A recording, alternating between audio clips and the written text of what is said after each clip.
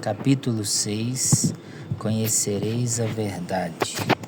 Antes de chegar no momento que eu e você esperamos, acredito que seja necessário examinarmos um pouco mais este riquíssimo texto de João, capítulo 8, do versículo 31 ao 36.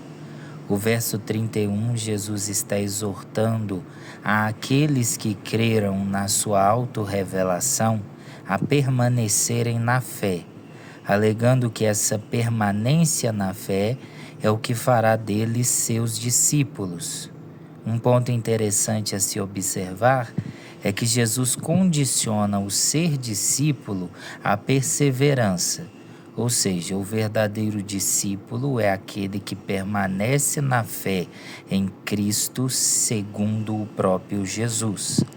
O mesmo segue agora nos versos 32 e 33, que abordaremos simultaneamente, trazendo de forma subjetiva três grandes revelações do texto. E conhecereis a verdade, e a verdade vos libertará. João capítulo 8, versículo 32. A primeira revelação está na parte final da frase vos libertará, que indica um aprisionamento das pessoas aos quais essas palavras estão sendo direcionadas. Jesus está trazendo uma frase muito poderosa aqui. Mais do que simplesmente um jargão de pregador ou qualquer outra frase de efeito, Jesus está dando um diagnóstico da real situação daquele povo diante de Deus. Sim, meus caros leitores, neste caso ouvintes, Jesus estava e ainda está, através dessa poderosa palavra, dando o seu diagnóstico segundo a sua natureza, se você ainda não creu em Jesus Cristo. Jesus e não eu está dizendo: você se encontra escravizado, você precisa ser liberto. Talvez isso cause uma revolta em você, e isso é normal, conforme sua natureza. Isso também já me irritou. Pensava eu, como pode ter a coragem de me dizer que eu preciso ser livre, sendo que nunca fui escravo de alguém? Muito pelo contrário, sou livre, faço o que quero, como quero e quando quero.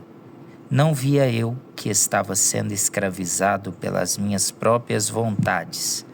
Meus próprios desejos me dominavam e eu nem sequer percebia isso.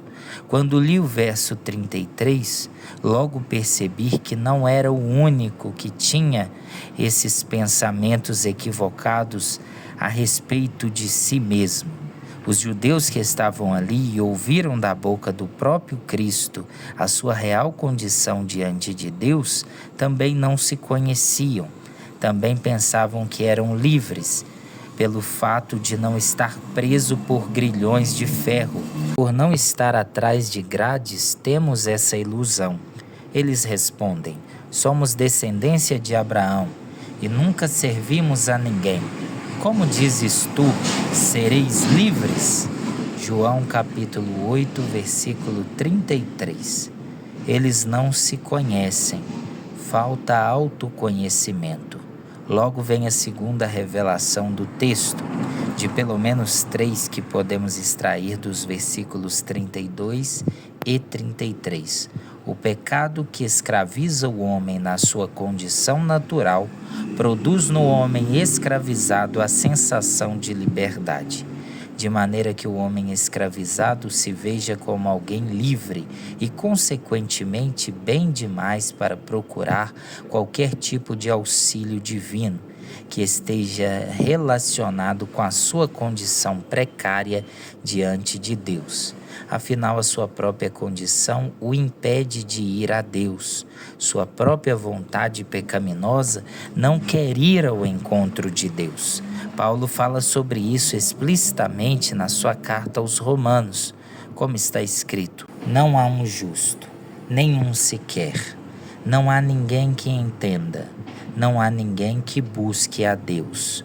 Romanos capítulo 3, versículo 10 e versículo 11.